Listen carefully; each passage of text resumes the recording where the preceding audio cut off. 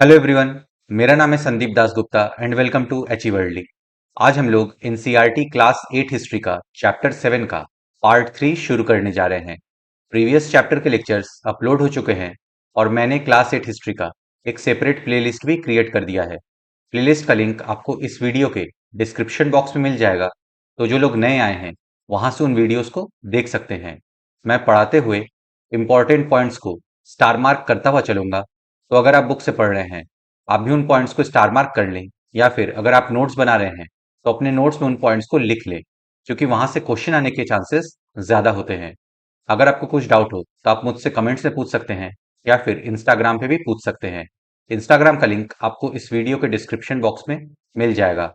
NCERT के books को आप एनसीईआरटी की वेबसाइट से फ्री में डाउनलोड कर सकते हैं, तो वहां से आप इस बुक को डाउनलोड कर लें और आज का लेक्चर देखने के बाद एक बार इस चैप्टर को पढ़ लें, जिससे कि आपको और अच्छे से समझ में आ जाएगा। तो चलिए आज का लेक्चर शुरू करते हैं।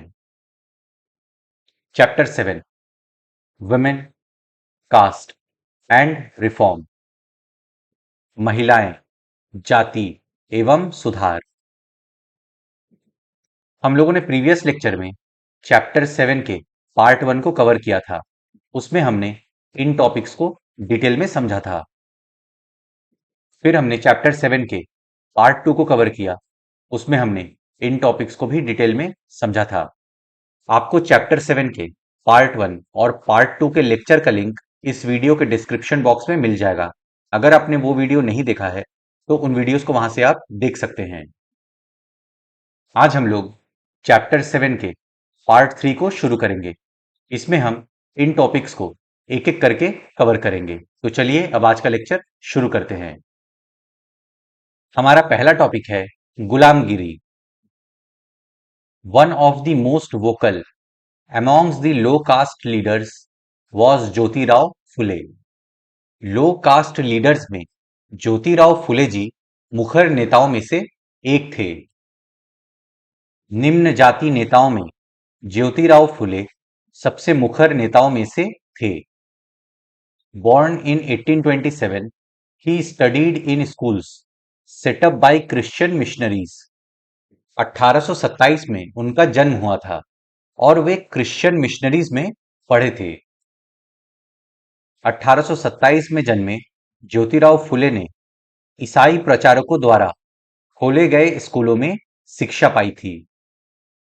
On growing up, he developed his own ideas about the injustices of caste society। जब वे बड़े हुए तो समाज में व्याप्त जाति आधारित अन्याय के प्रति उन्होंने अपने विचार विकसित किए और व्यक्त किए। बड़े होने पर उन्होंने जाति आधारित समाज में फैले अन्याय के बारे में अपने विचार व्यक्त किए। He set out to attack the Brahmins' claim that they were superior to others since they were Aryans। Brahmans claim करते थे कि वे बाकी सबसे सुपीरियर हैं क्योंकि वे आर्यंस हैं। तो इस दावे पर ज्योतिराव फुले जी ने हमला बोला। उन्होंने ब्राह्मणों के इस दावे पर खुलकर हमला बोला कि आर्य होने के कारण वे औरों से श्रेष्ठ हैं।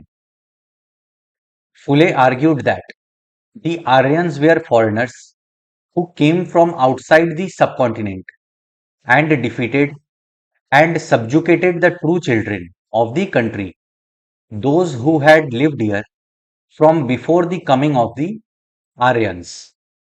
ज्योतिराव फुले जी ने तर्क दिया कि आर्यंस विदेशी थे जो उपमहाद्वीप के बाहर से आए थे और वे आक्रमणकारी थे, और आर्यंस ने देशी लोगों को पराजित कर उन्हें निम्न जाति के रूप में ढाल दिया और स्वयं उच्च जाति के रूप में स्थापित हो गए। इसीलिए तथाकथित उच्च जाति के लोग भारत में विदेशी हैं और भारत के वास्तविक बाशिंदे निम्न जाति के लोग हैं। फुले का तर्क था कि आर्य विदेशी थे जो उपमहाद्वीप के बाहर से आए थे, और उन्होंने इस मिट्टी के असली वारिसों आर्यों के आने से पहले यहां रह रहे मूल निवासियों को हराकर उन्हें गुलाम बना लिया था। As the Aryans established their dominance, they began looking at the defeated population as inferior, as low caste people. Jyotirao Phule जी का कहना था कि जब आर्यंस ने देशी लोगों को यानी भारत के लोगों को पराजित कर दिया और अपना प्रभुत्व स्थापित कर लिया, तो यहाँ के लोगों को वे इंफीरियर समझने लगे और निम्न जाति वाला मानने लगे। जब आर्यों ने अपना प्रभुत्व स्थापित कर लिया, तो वे पराजित जनता को नीच, निम्न जाति वाला मानने लगे। According to Phule, the upper castes had no right to their land and power. In reality, the land belonged to indigenous people, the so-called low castes. फुले जी के अनुसार अपर कास्ट को जमीन पर, सत्ता पर कोई अधिकार नहीं था, क्योंकि अपर कास्ट वाले आर्यंस थे जो बाहर से आए थे, विदेशी थे, तो उनका भारत की जमीन पर, यहाँ की सत्ता पर कोई अधिकार नहीं था। भारत की जमीन पर, भारत की सत्ता पर देशी लोगों का अधिकार था। फुले के अनुसार ऊंची जातियों का उनकी जमीन और सत्ता पर कोई अधिकार नहीं है। ये धरती यहाँ के देशी लोगों की, कथित निम्न जाति के लोगों की है। फुले claimed that before Aryan rule, there existed a golden age when warrior peasants tilled the land and ruled the Maratha countryside in just and fair ways. फुले जी के अनुसार आर्यन रूल से पहले, मतलब आर्यंस के आने से पहले, भारत में स्वर्ण युग था, जहां वॉरियर पीजेंट्स यानी योद्धा किसान जमीन जोतते थे और मराठा कंट्री साइड यानी मराठा देहात पर न्याय संगत और निष्पक्ष तरीके से शासन करते थे। फुले ने दावा किया कि आर्यों के शासन से पहले यहां स्वर्ण युग था। तब योद्धा किसान जमीन जोतते थे और मराठा देहात पर न्याय संगत और निष्पक्ष तरीके से शासन करते थे। He proposed that Shudras, laboring castes, and Atishudras, untouchables, should unite to challenge caste discrimination. उन्होंने निम्न जाति के उत्थान के लिए और कास्ट डिस्क्रिमिनेशन से लड़ने के लिए शूद्रास और अतिशूद्रास के बीच एकता की बात की। उन्होंने सुझाव दिया कि शूद्रों, श्रमिक जातियां और अतिशूद्रों, अछूत को जातीय भेदभाव खत्म करने के लिए संगठित होना चाहिए। दी Satya Shodhak Samaj, an association Phule founded, propagated caste equality. Jyotirao Phule ji ने सत्य शोधक समाज की स्थापना की और कास्ट इक्वलिटी यानी जातीय समानता को बढ़ावा दिया। फुले द्वारा स्थापित किए गए सत्य शोधक समाज नामक संगठन ने जातीय समानता के समर्थन में मुहिम चलाई। इस पॉइंट को आप स्टार मार्क कर लीजिए, क्योंकि यहां से आपसे क्वेश्चन पूछा जा सकता है। इन 1873 फुले wrote a book named Gulamgiri meaning slavery. उन्होंने 1873 में गुलामगिरी नामक किताब लिखी, जिसका मतलब था स्लेवरी यानी गुलामी। 1873 में फुले ने गुलामगिरी नामक एक किताब लिखी। इस पॉइंट को आप स्टार मार्क कर लीजिए, क्योंकि ये आपसे क्वेश्चन में पूछा जा सकता है। Some 10 years before this, the American Civil War had been fought, leading to the end of slavery in America.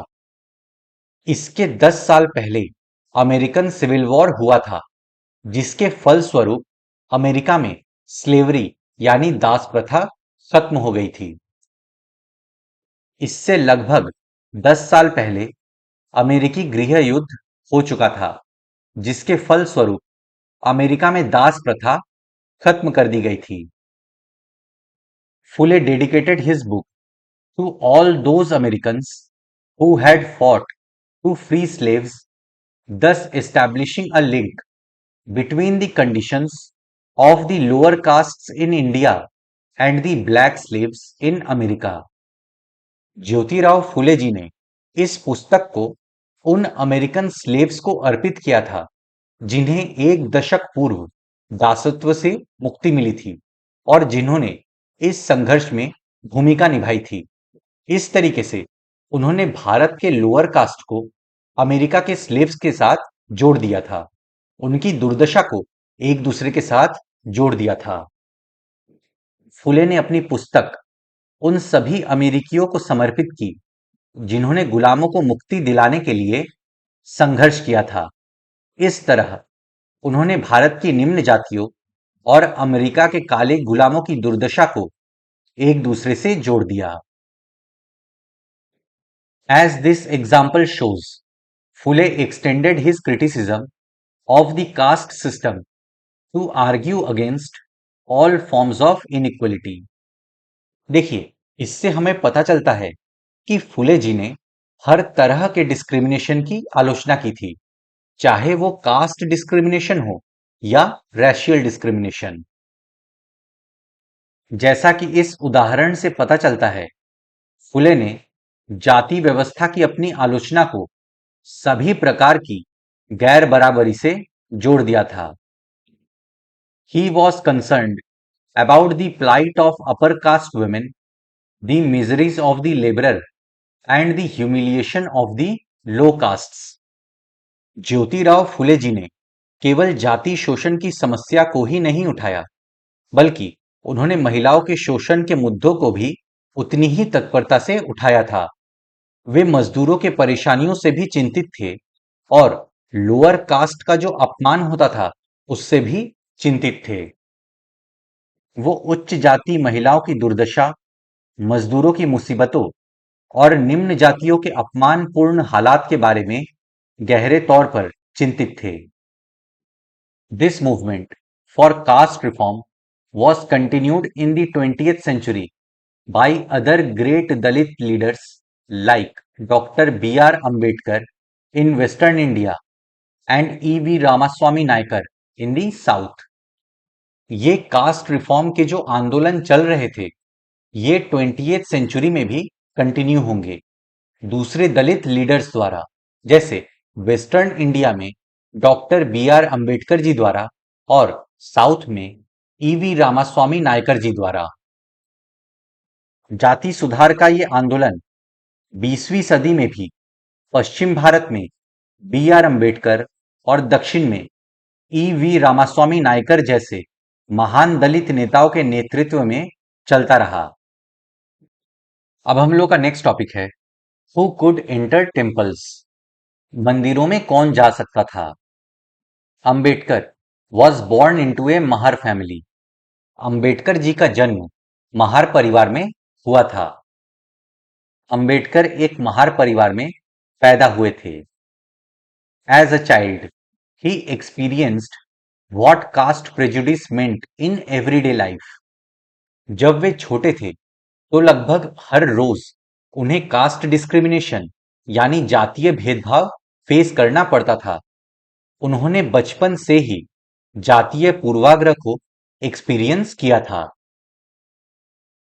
बचपन में उन्होंने इस बात को बहुत नजदीक से देखा था कि रोजाना की जिंदगी में जातीय भेदभाव और पूर्वाग्रह क्या होता है। In school he was forced to sit outside the classroom on the ground and was not allowed to drink water from taps that upper caste children used. School में उन्हें क्लास के बाहर जमीन पे बैठना पड़ता था। अपर कास्ट के बच्चे जहां से पानी पीते थे उन्हें वहां से पानी पीना अलाउड नहीं था। स्कूल में उन्हें कक्षा के बाहर जमीन पर बैठना पड़ता था। उन्हें सवर्ण बच्चों द्वारा इस्तेमाल किए जाने वाले नलकों से पानी पीने की इजाजत नहीं थी। After finishing school he got a fellowship to go to the US for higher studies. उन्होंने जब स्कूल में अपनी पढ़ाई पूरी की तो उन्हें यूएस में हायर स्टडीज के लिए फेलोशिप मिल गया था। स्कूल की पढ़ाई पूरी करने के बाद उन्हें उच्च अध्ययन के लिए अमेरिका जाने हेतु फेलोशिप मिल गई थी। On his return to India in 1919, he wrote extensively about upper caste power in contemporary society. जब वे 1919 में वापस भारत लौटे तो उन्होंने कंटेम्पोररी सोसाइटी यानी समकालीन समाज में व्याप्त कास्ट डिस्क्रिमिनेशन के बारे में लिखा कि कैसे अपर कास्ट ने सोसाइटी को डोमिनेट करके रखा है।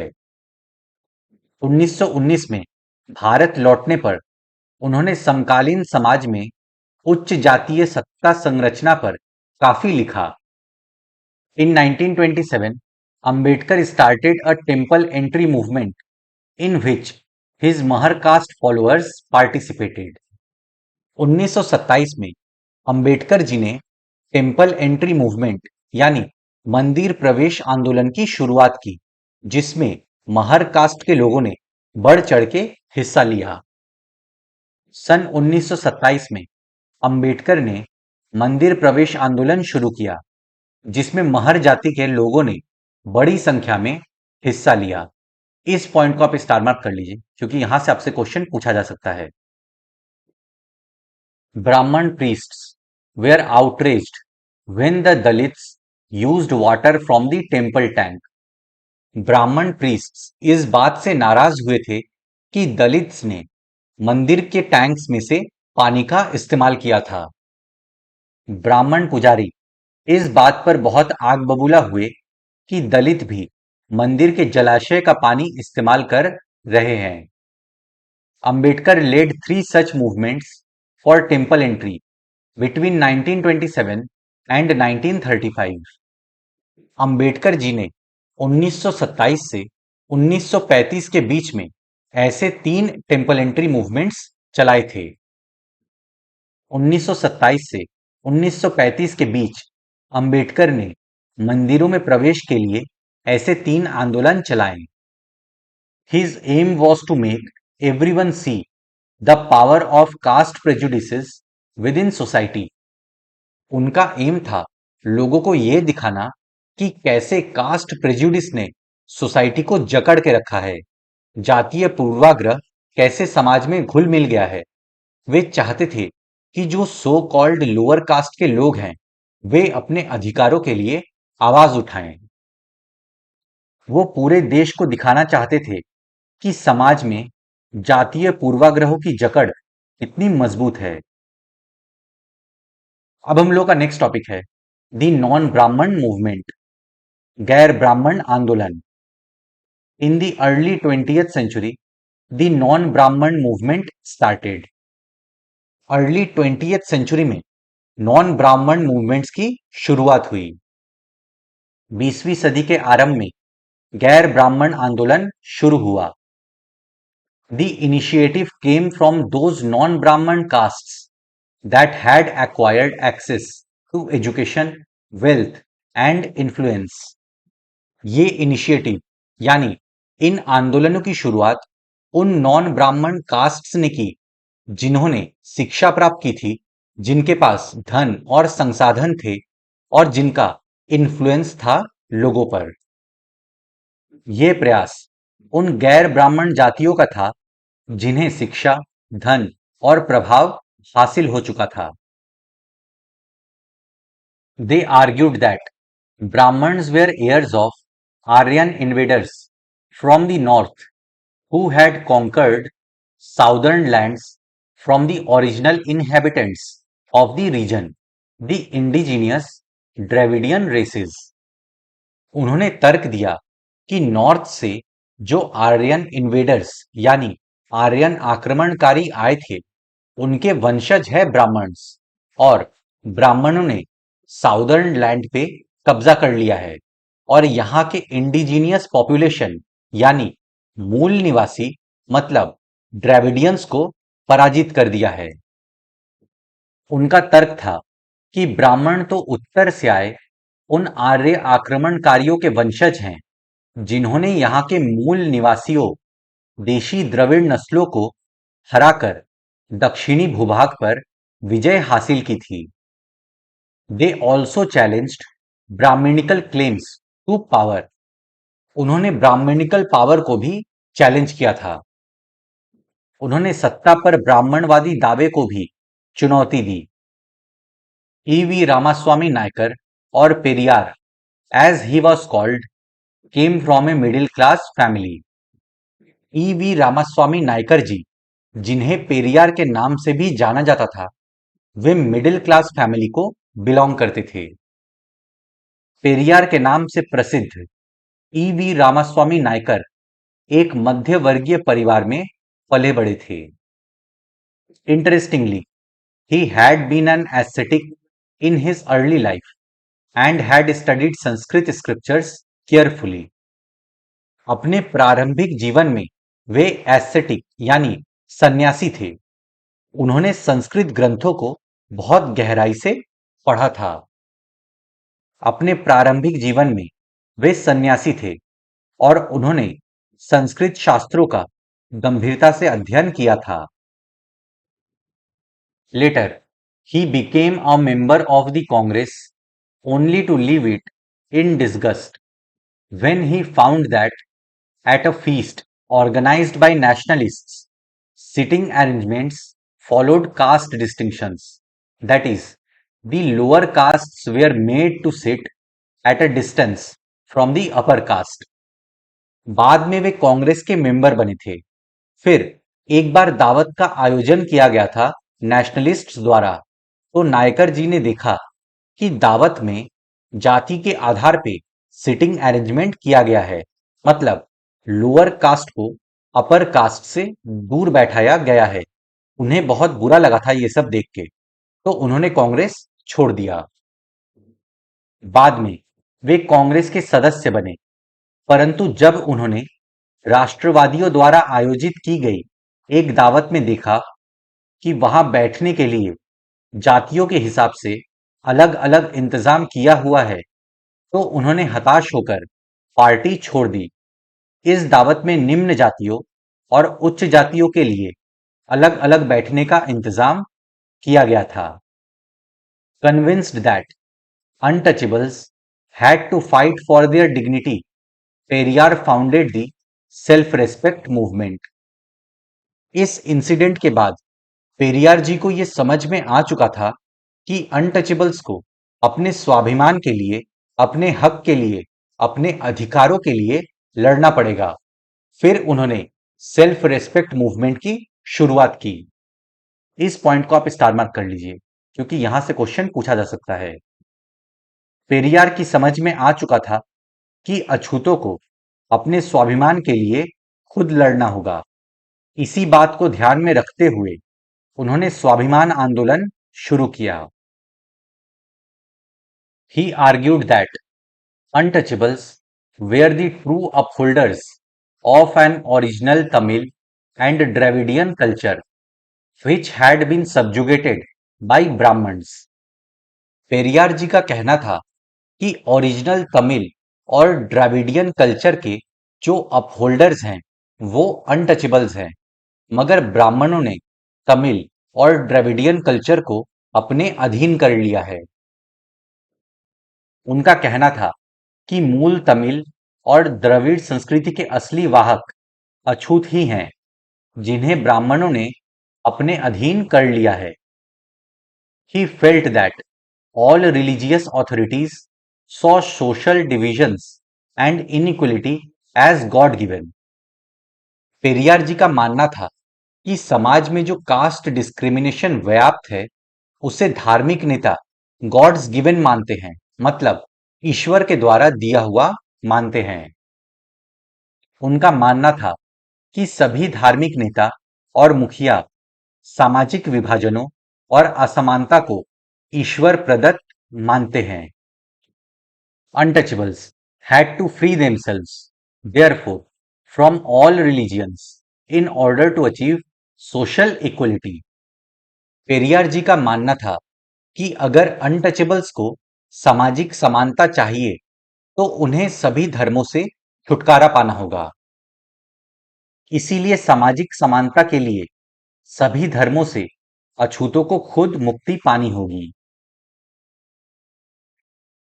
Periyar was an outspoken critic of Hindu scriptures, especially the codes of Manu the ancient lawgiver, and the Bhagavad Gita and the Ramayana.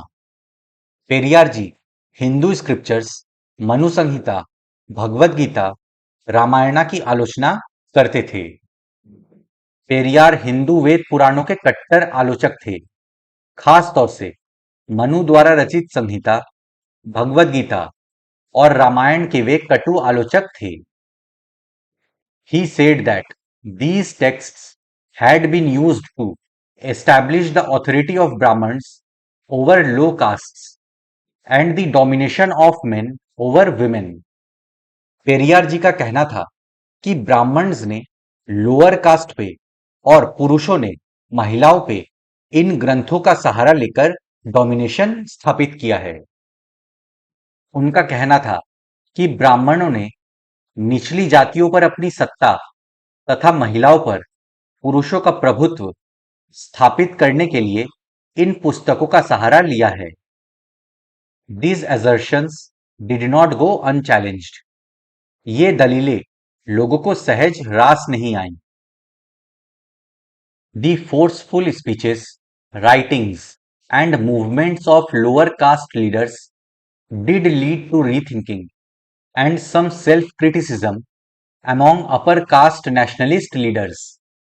Lower caste leaders ने जो स्पीचेस दिए थे, जो आंदोलन चलाए थे, जो लेख लिखे थे, उससे अपर कास्ट के नेशनलिस्ट लीडर्स के बीच में भी सेल्फ क्रिटिसिज्म की भावना आई थी। मतलब उन्होंने खुद में क्या क्या कमियां हैं ये देखना शुरू किया।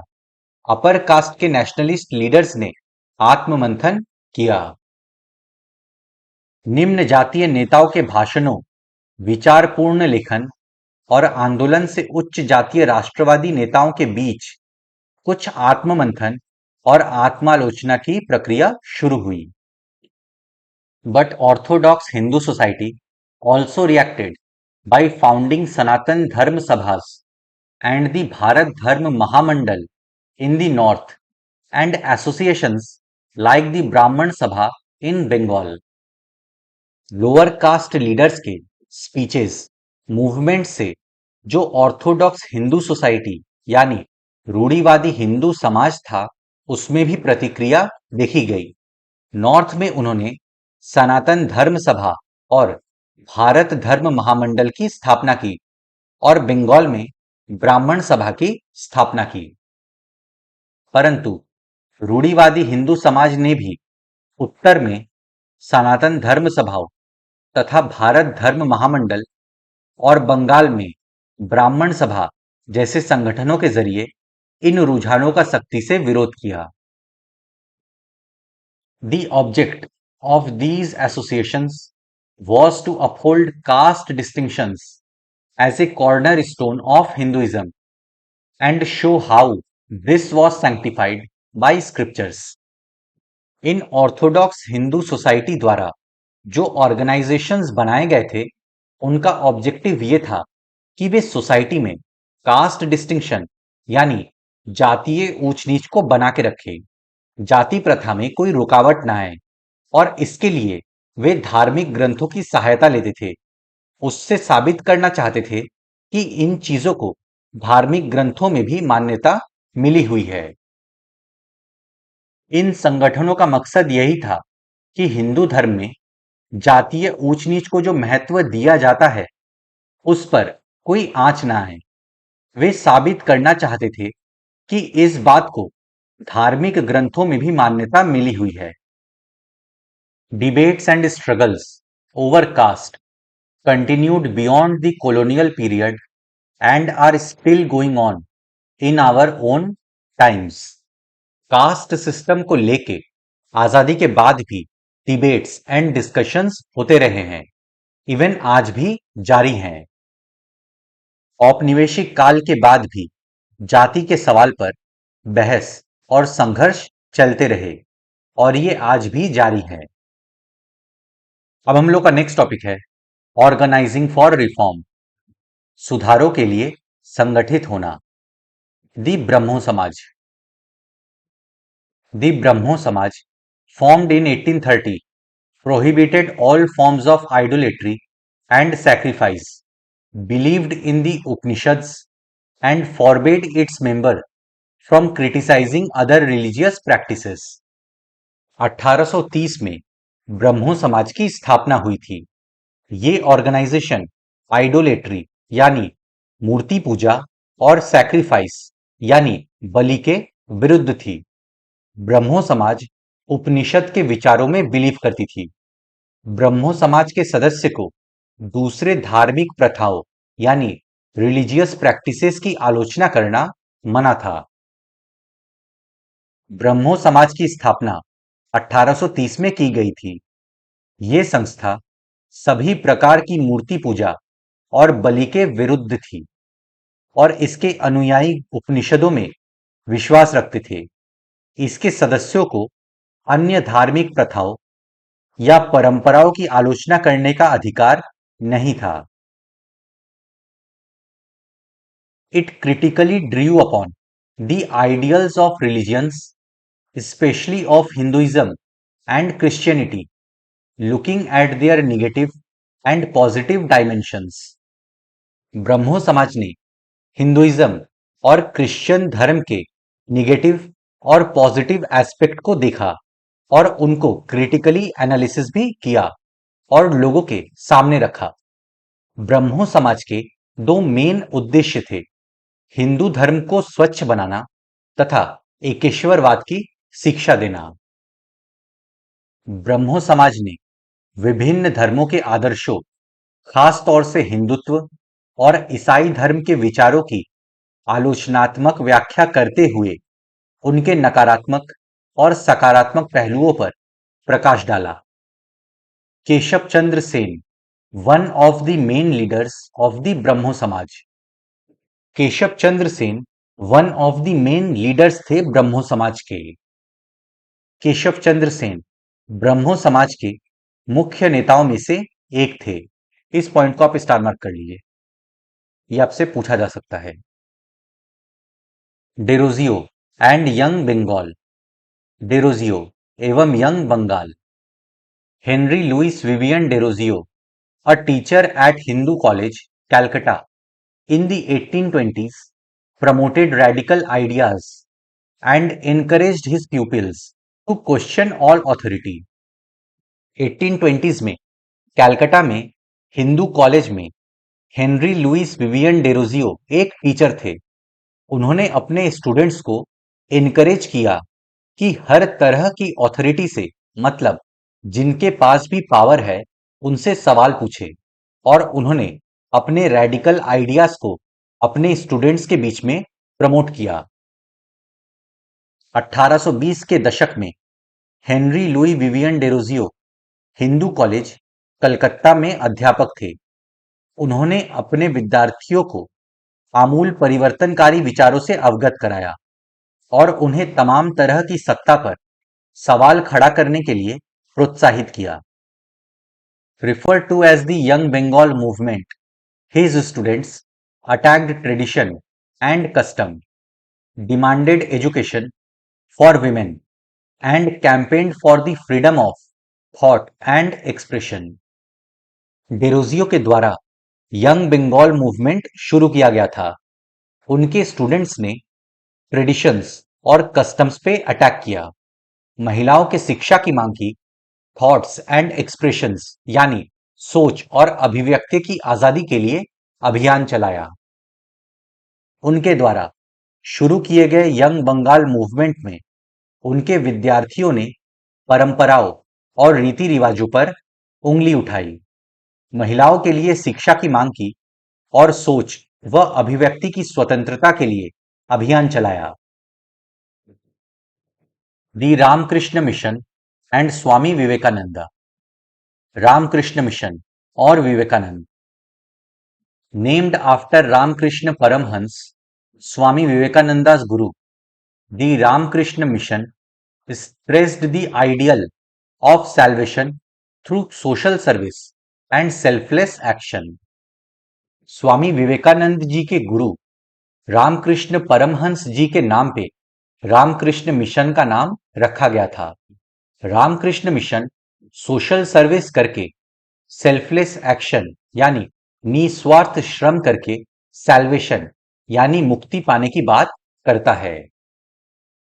रामकृष्ण मिशन का नाम स्वामी विवेकानंद के गुरु रामकृष्ण परमहंस के नाम पर रखा गया था। ये मिशन समाज सेवा और निस्वार्थ श्रम के जरिए मुक्ति के लक्ष्य पर जोर देता था। Swami Vivekananda, whose original name was Narendranath Datta, combined the simple teachings of Sri Ramakrishna with his well-founded modern outlook and spread them all over the world. स्वामी विवेकानंद जी का ओरिजिनल नेम नरेंद्रनाथ दत्त था। उन्होंने रामकृष्ण जी के विचारों को, उनके शिक्षाओं को अपने आधुनिक विचारधारा के साथ जोड़ दिया और उसे ऑल ओवर द वर्ल्ड फैलाने लगे। स्वामी विवेकानंद, जिनका मूल नाम नरेंद्रनाथ दत्त था, उन्होंने श्री रामकृष्ण की सरल शिक्षाओं को अपने प्रतिभाशाली संतुलित आधुनिक विचारधारा से जोड़कर संपूर्ण विश्व में प्रसारित किया। After hearing him in the World Parliament of Religions at Chicago in 1893, the New York Herald reported, "We feel how foolish it is to send missionaries to this learned nation." 1893 में शिकागो में world parliament of religions में विवेकानंद जी को सुनने के बाद New York Herald ने report किया कि इतने लर्नेड नेशन में यानी इतने शिक्षित राष्ट्र में क्रिश्चियन मिशनरीज को भेजना मूर्खतापूर्ण काम था, क्योंकि मिशनरीज भारत के कल्चर को, ट्रेडिशन को क्रिटिसाइज करती थी। 1893 में शिकागो में विश्व धर्म संसद में उन्हें सुनने के बाद न्यूयॉर्क हेराल्ड ने विवरण दिया कि ऐसे विद्वान राष्ट्र में धर्म प्रचारकों को भेजना कितना मूर्खतापूर्ण है। Indeed, Swami Vivekanand was the first Indian in modern times who re-established the spiritual preeminence of the Vedanta philosophy on a global scale. Swami Vivekananda ji modern times में पहले भारतीय थे जिन्होंने वेदांत फिलोसॉफी को पूरे विश्व में फिर से रीस्टैब्लिश किया था और इसके स्पिरिचुअल प्री एमिनेंस को फैलाया था। वे वेदांत के झंडे तले भारत की एकता को सुनिश्चित करने के फेवर में थे। वास्तव में स्वामी विवेकानंद आधुनिक समय के पहले भारतीय थे जिन्होंने विश्वव्यापी स्तर पर वेदांत दर्शन के आध्यात्मिक गौरव को पुनर्स्थापित किया। But his mission was not simply to talk of religion, लेकिन उनका उद्देश्य केवल धर्म की व्याख्या करना नहीं था। He was extremely pained at the poverty and the misery of his countrymen. देशवासियों की गरीबी और दुर्दशा को देखकर उन्हें बहुत बुरा लगता था। अपने देशवासियों की निर्धनता और दुर्दशा से उन्हें अतिशय दुख हुआ। He firmly believed that any reform could become successful only by uplifting the condition of the masses. उनका मानना था कि अगर किसी रिफॉर्म मूवमेंट को अगर सक्सेसफुल बनाना है तो लोगों की कंडीशन सुधारनी होगी, उनको अपलिफ्ट करना होगा। उनका यह दृढ़ विश्वास था कि कोई भी सुधार तभी सफल हो सकता है जब जन समूहों की दशा उन्नत हो। Therefore, his clarion call to the people of India was to rise above the narrow confines of their religion of the kitchen and come together in the service of the nation. अतः भारत के लोगों को उन्होंने रसोई घर के धर्म की संकीर्ण चार दीवारी से बाहर निकलने और राष्ट्र की सेवा में एकजुट होने का आह्वान किया। विवेकानंद जी धर्म को मानव कल्याण से जोड़ते थे। उन्होंने लोगों से ये प्रश्न किया था कि हमारा धर्म रसोई घर में है और हमारे देवता रसोई बनाने वाले बर्तनों में हैं। इसी को रिलीजियन ऑफ किचन यानी रसोई घर के धर्म के नाम से जाना गया और वे इससे बाहर निकलने की बात करते थे और राष्ट्र की सेवा में एकजुट होने की बात करते थे। By sending out this call, he made a signal contribution to the nascent nationalism of India. उन्होंने लोगों से जो ये आह्वान किया था, इसके द्वारा उन्होंने नेशनलिज्म की प्रारंभिक अवस्था में बहुत बड़ा कंट्रीब्यूशन दिया था। इस आह्वान द्वारा भारतीय राष्ट्रवाद की प्रारंभिक अवस्था में उन्होंने असाधारण योगदान दिया। His sense of nationalism was, however, not narrow in its conception. किंतु राष्ट्रवाद के बारे में उनका भाव संकीर्ण नहीं था। He was convinced that many of the problems facing the mankind could only be overcome if the nations of the world come together on an equal footing. उनका मानना था कि मानव जाति को जो प्रॉब्लम्स फेस करनी पड़ रही है, उसको अगर ओवरकम करना है तो विश्व के सारे राष्ट्रों को एकजुट होके मानव कल्याण के लिए काम करना होगा। उन्हें यह विश्वास था कि मानव जाति को जिन समस्याओं का सामना करना पड़ रहा है, उन पर तभी काबू पाया जा सकता है जब विश्व के सभी राष्ट्र एक समान धरातल पर एक साथ आएं। Therefore, his exhortation to the youth was to unite on the basis of a common spiritual heritage. एक कॉमन स्पिरिचुअल हेरिटेज यानी एक समान आध्यात्मिक विरासत के आधार पर उन्होंने यूथ को एकजुट होकर राष्ट्र के कल्याण के लिए काम करने को बोला था।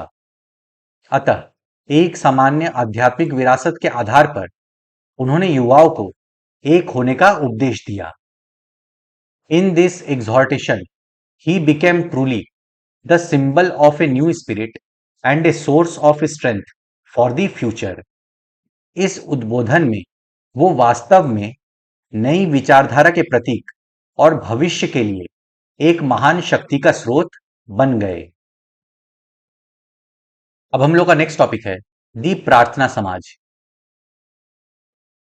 Established in 1867 at Bombay, the Prarthana Samaj sought to remove caste restrictions, abolish child marriage, encourage the education of women, and end the ban on widow remarriage. प्रार्थना समाज की स्थापना 1867 में बॉम्बे में हुई थी। प्रार्थना समाज कास्ट रेस्ट्रिक्शंस को खत्म करना चाहती थी, चाइल्ड मैरिज को एबोलिश करना चाहती थी, उन्होंने वुमेन एजुकेशन को प्रोत्साहित किया और विडो रिमैरिज पे जो पाबंदी लगी हुई थी उसके खिलाफ आवाज उठाई। 1867 में बंबई में स्थापित प्रार्थना समाज ने जातीय बंधनों को खत्म करने और बाल विवाह के उन्मूलन के लिए प्रयास किया। प्रार्थना समाज ने महिलाओं की शिक्षा को प्रोत्साहित किया और विधवा विवाह पर लगी पाबंदी के खिलाफ आवाज उठाई। It's religious meetings ड्रीव upon Hindu, Buddhist and Christian texts. उनके जो रिलीजियस मीटिंग्स हुआ करते थे, उनमें वे लोग ब्राह्मण, बौद्ध और ईसाई ग्रंथों पर विचार विमर्श करते थे। उसकी धार्मिक बैठकों में हिंदू, बौद्ध और ईसाई ग्रंथों पर विचार विमर्श किया जाता था। दी वेद समाज।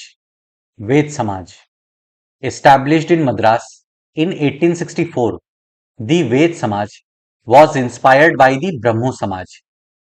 ब्रह्मो समाज से इंस्पायर होके वेद समाज की स्थापना मद्रास में 1864 में हुई थी। मद्रास में 1864 में वेद समाज की स्थापना हुई। वेद समाज ब्रह्मो समाज से प्रेरित था। It worked to abolish caste distinctions and promote widow remarriage and women's education. वेद समाज ने कास्ट डिस्टिंक्शन, कास्ट डिस्क्रिमिनेशन को समाप्त करने का प्रयास किया। उन्होंने वुमेन्स एजुकेशन और विडो रिमैरिज को भी एनकरेज किया। वेद समाज ने जातीय भेदभाव को समाप्त करने और विधवा विवाह तथा महिला शिक्षा को प्रोत्साहित करने के लिए काम किया। Its members believed in one God. इसके सदस्य एक ईश्वर के अस्तित्व में विश्वास रखते थे। They condemned the superstitions and rituals of orthodox Hinduism. उन्होंने रूढ़िवादी हिंदुत्व के अंधविश्वासों और अनुष्ठानों की सख्त निंदा की। दी अलीगढ़ मूवमेंट, अलीगढ़ आंदोलन। The Mohammedan Anglo Oriental College founded by Syed Ahmed Khan in 1875 at Aligarh later became the Aligarh Muslim University. 1875 में अलीगढ़ में सैयद अहमद खान जी द्वारा मोमडन एंग्लो ओरिएंटल कॉलेज की स्थापना की गई, जिसे बाद में अलीगढ़ मुस्लिम यूनिवर्सिटी के नाम से जाना गया। सैयद अहमद खान द्वारा 1875 में अलीगढ़ में खोले गए मोमडन एंग्लो ओरिएंटल कॉलेज को ही बाद में अलीगढ़ मुस्लिम विश्वविद्यालय के नाम से जाना गया। The institution offered modern education including western science to Muslims. इस यूनिवर्सिटी में मुस्लिम्स को मॉडर्न एजुकेशन प्रोवाइड किया जाता था, इंक्लूडिंग वेस्टर्न साइंस। यहां मुसलमानों को पश्चिमी विज्ञान के साथ साथ विभिन्न विषयों की आधुनिक शिक्षा दी जाती थी। The Aligarh movement, as it was known, had an enormous impact in the area of educational reform. Aligarh movement का एजुकेशनल रिफॉर्म्स पे बहुत गहरा प्रभाव रहा है। अलीगढ़ आंदोलन का शैक्षणिक सुधारों के क्षेत्र में गहरा प्रभाव रहा है। अब हम लोग का नेक्स्ट टॉपिक है द सिंह सभा मूवमेंट, सिंह सभा आंदोलन। Reform organizations of the Sikh, the first Singh Sabha, were formed at Amritsar in 1873 and at Lahore in 1879. Amritsar में 1873 में और लाहौर में 1879 में सिंह सभा की स्थापना की गई थी। सिंह सभा सिखों के लिए एक रिफॉर्म ऑर्गेनाइजेशन थी। सिखों के सुधारवादी संगठन के रूप में सिंह सभाओं की स्थापना 1873 में अमृतसर से शुरू हुई थी। बाद में 1879 में लाहौर में भी सिंह सभा का गठन किया गया।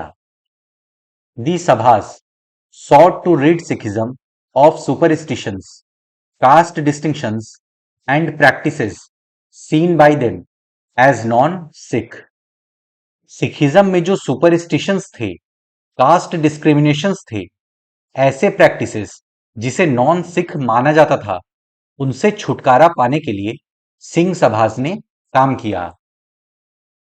इन सभाओं ने सिख धर्म को अंधविश्वासों, जातीय भेदभाव और ऐसे आचरण जिसे वे गैर सिख समझती थी से मुक्त कराने का प्रयास किया। They promoted education among the Sikh, often combining modern instructions with Sikh teachings. Singh Sabhas ने सिखों के बीच में एजुकेशन को प्रमोट किया। आधुनिक शिक्षा के साथ साथ सिख धर्म के शिक्षा को भी पढ़ाया जाता था। उन्होंने सिखों को शिक्षा के लिए प्रोत्साहित किया, जिसमें अक्सर आधुनिक ज्ञान के साथ साथ सिख धर्म के सिद्धांतों को भी पढ़ाया जाता था। Khalsa college, Amritsar, established in 1892 by the leaders of the Singh Sabha movement. 1892 में सिंह सभा मूवमेंट के लीडर्स ने अमृतसर में खालसा कॉलेज की स्थापना की। खालसा कॉलेज, अमृतसर 1892 में सिख सभा आंदोलन के नेताओं द्वारा स्थापित किया गया। इस पॉइंट को आप स्टार मार्क कर लीजिए, यह आपसे पूछा जा सकता है। तो फ्रेंड्स, इसी के साथ हम लोगों का चैप्टर 7 समाप्त होता है और मैं आशा करता हूं कि आपको सब कुछ समझ में आ गया होगा। अगर आपको फिर भी कुछ डाउट है तो आप मुझसे कमेंट्स में पूछ सकते हैं या फिर इंस्टाग्राम पे पूछ सकते हैं। अपने फ्रेंड्स के साथ इस वीडियो को शेयर करें। वीडियो पसंद आए तो लाइक करें, चैनल को सब्सक्राइब करें। मैं मिलता हूं आपसे नेक्स्ट लेक्चर में। Good day to everyone. जय हिंद।